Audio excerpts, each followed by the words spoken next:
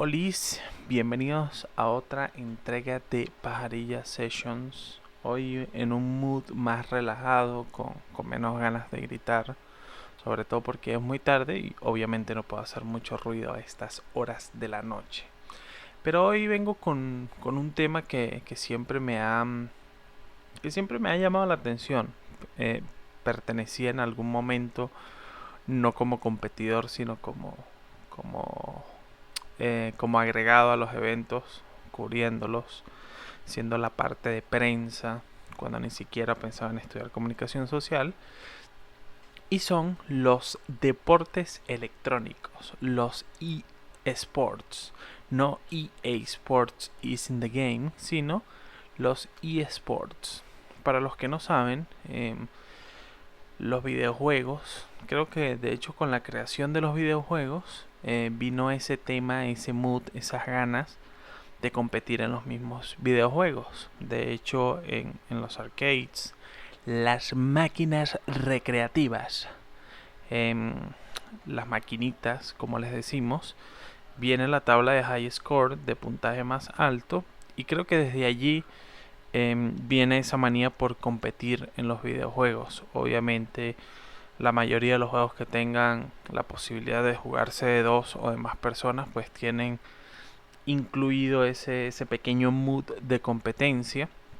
Entonces, desde la creación de las maquinitas de los arcades, pues vienen estas ganas de competir. No vamos a hablar de los videojuegos. Para eso les recomiendo ver la docuserie de High Score en Netflix, que son 8 episodios bastante interesantes. Otra dinámica de un documental sobre videojuegos. Y además de eso, pues está narrado por la voz de Mario, de quien hace Mario. Entonces, bueno, los deportes electrónicos son una rama de los videojuegos, como ya dije, en donde la gente se enfoca en competir de manera profesional como unos obsesos, no como tú que juegas Among Us con tus panas y los gritas en Discord porque son muy malos, sino que se juega de manera profesional. eh, los primeros concursos de deportes electrónicos, por decirlo de alguna manera, era con Space Invaders, Pac-Man. Después obviamente vinieron las competiciones de juegos de pelea, Mortal Kombat, Street Fighter.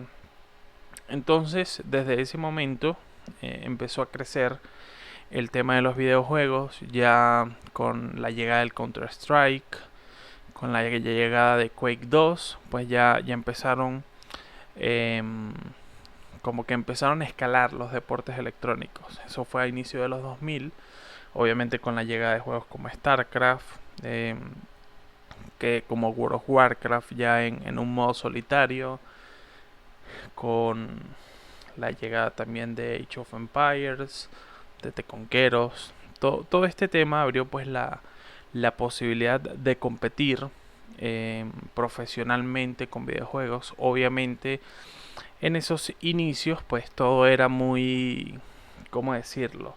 Todo era muy amateur. Es decir, ibas, competías, pagabas inscripción, te ganabas tu platica y regresabas a tu casa. Ahora inclusive cuando demuestras que tienes las aptitudes para ser un videojugador profesional en países como Estados Unidos, te dan o te pueden dar una visa de deportista profesional para que puedas vivir dentro de Estados Unidos y para que puedas decirle a tu mamá: viste mamá que jugar Counter Strike todo el día en el ciber me dio algo de rédito, aunque no va a pasar porque eres muy malo. Pero este tema de las visas, de los videojuegos y todo esto me hace hablar de dos casos interesantes para los deportes electrónicos venezolanos, de personas que salieron desde acá. Uno es Quas, el League of Legends, que jugó en Team Liquid, eh, creo que ya está retirado. Y otro es Sukitron, que jugó en la LVP de España en Counter-Strike Source y Global Offensive. Global Offensive, si no me equivoco. Entonces esos son dos casos de jugadores profesionales de videojuegos. Pero ¿por qué se toca el tema de los deportes electrónicos o de los eSports? Y es que lo toco porque, primero que todo, obviamente soy súper fanático de los deportes electrónicos. Y otra de las cosas es que está sucediendo el Mundial del League of Legends en este momento. Entonces creo que ustedes no conocen o no se han dado cuenta de la cantidad de alcance que tiene en este momento League of Legends en los deportes electrónicos. Obviamente hay otros que no tienen tanto alcance, Rocket League, el mismo Dota, que tiene un pozo de premios anualmente que se supera. En algún momento llegó a los 5 millones de dólares en el pozo acumulado, pero no tiene tanto alcance como el mundial de League of Legends. Hoy ando pero malísimo en la adicción. Este tema de League of Legends pues reúne más gente. El Dota, que se ha quedado en nivel de mercadotecnia muchísimo más atrás que League of Legends, ofrece un pozo de premios alto, pero es nada más la competencia. En cambio League of Legends va a otras partes del mundo. Si no me equivoco, todos los torneos de Dota que se llaman The International se hacen en Estados Unidos. En cambio League of Legends ha ido a Europa, ha plagado el Mercedes-Benz Arena, que es una cantidad absurda de gente, el Staples Center de Los Ángeles. Y en el Mundial del 2018, en el Worlds del 2018, la final fue en un estadio en donde se jugó uno de los partidos de semifinales del Mundial Corea-Japón 2002, el estadio mundialista de Seúl. Entonces eso habla del alcance de los deportes electrónicos. Además, las finales de League of Legends suelen tener más de 10 millones de personas viéndolas al mismo tiempo. Entonces eso habla de el alcance de los deportes electrónicos. Obviamente los videojugadores no van a ganar una cantidad exorbitante de plata como Messi o como Cristiano Ronaldo, pero sí ganan su dinerito. Hay jugadores que ganan alrededor de $500,000 al año. Hay videojugadores que ganan muchísimo más. Por ejemplo, en Corea, videojugadores como Faker, que es una de las estrellas de League of Legends, gana más de $2 millones al año. No solamente por premios en los concursos, en los torneos, sino por sponsors, por New Balance, que es el sponsor de su equipo. En Corea hay una cultura de videojugadores tan enorme que Pepsi, en vez de sacar latas con Messi, con Marcelo, no sé, con figuras de Pepsi, saca latas con figuras de videojugadores, con figuras de campeones de League of Legends, y se venden muchísimo más. El problema de los deportes electrónicos o de quienes juegan para ser videojugadores profesionales es que se pasan más de 14 horas al día pegado en la computadora y duermen muy poco, tienen una muy mala vida y sobre todo tienen un tiempo de uso, tienen una carrera muy corta, porque se suele decir que en los deportes electrónicos, después de los 25 años, después de los 24 años, tus reflejos no son los mismos, y por ende tener reflejos malos en este tipo de videojuegos, en donde tienes que tomar decisiones muy rápido y en donde tienes que moverte muy rápido, cliquear muy rápido, darle a las teclas del teclado muy rápido, pues pierdes ese tiempo de uso. Sin embargo,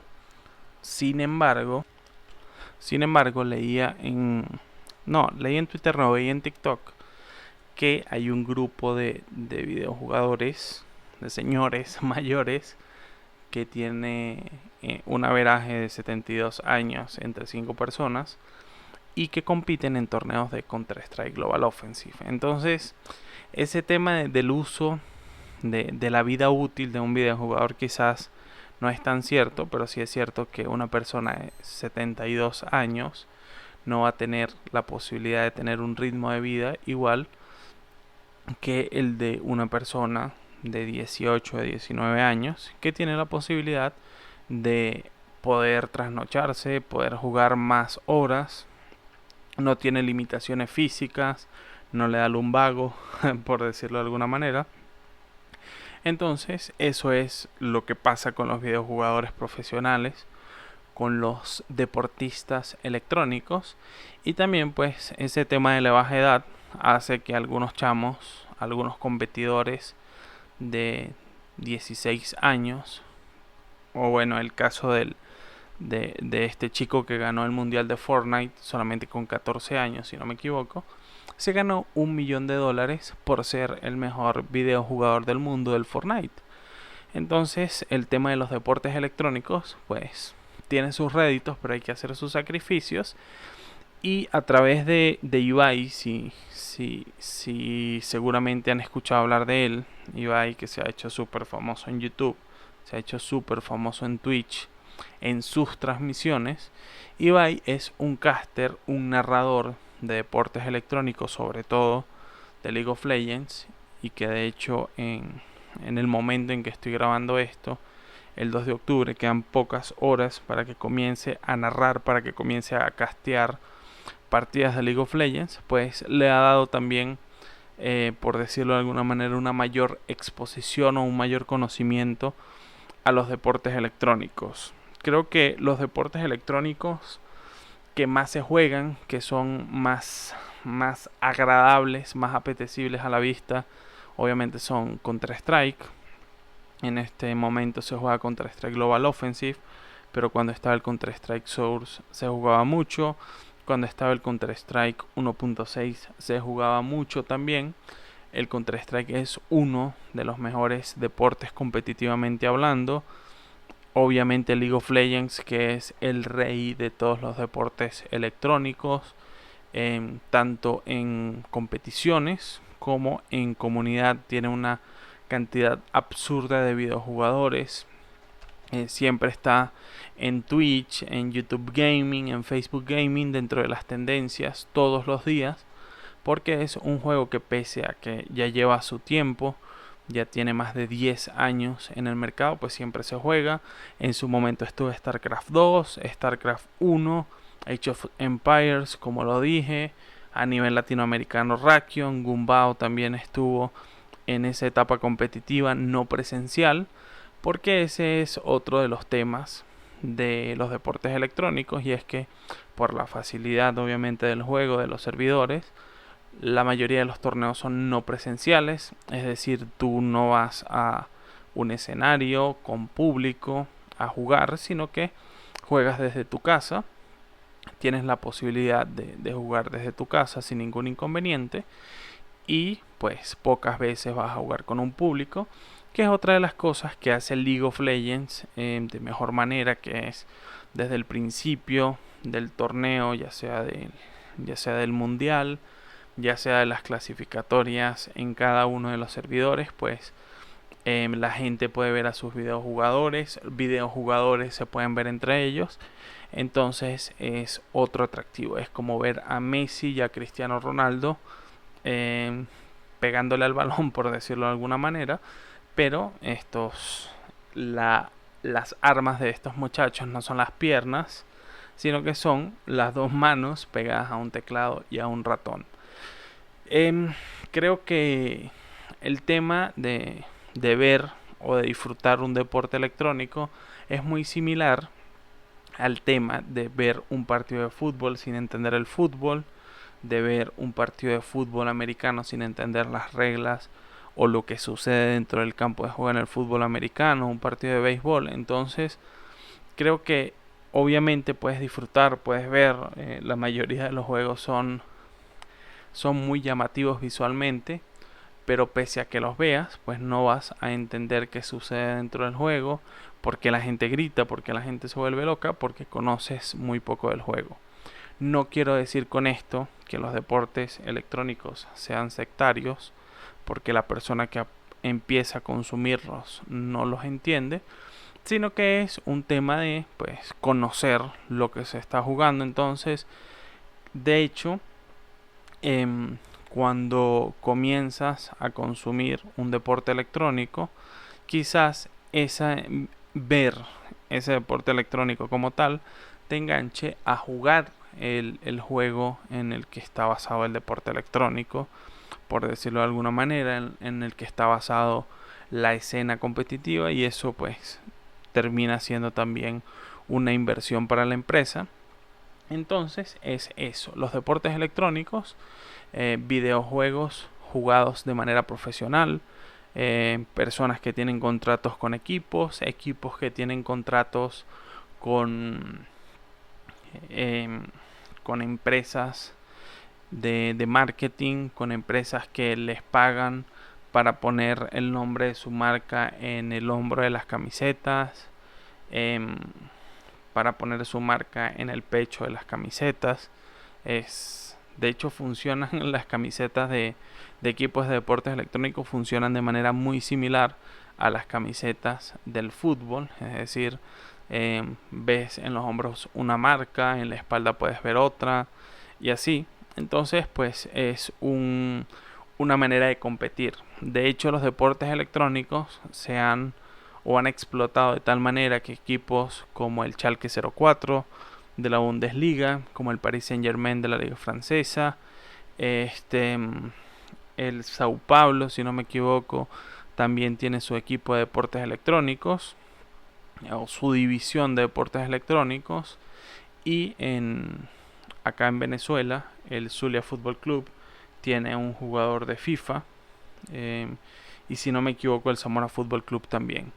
Otra de las cosas es que deportes electrónicos o eSports le podemos decir a la que hubiese sido bueno explicarlo al principio, pero como estamos terminando de definirlos para ir cerrando, los deportes electrónicos son la escena, y cada uno de esos juegos pues se convierte en un eSport o en un deporte electrónico cuando tienes a una comunidad o cuando tienes a una cantidad de jugadores recibiendo dinero para competir en él, entrenando para competir en él, y obviamente dando lo mejor de sí, ya sea individualmente como en StarCraft, por ejemplo, o en el Fortnite, donde tú juegas solo, o para jugarlo en equipo como el Counter-Strike, inclusive como el Free Fire,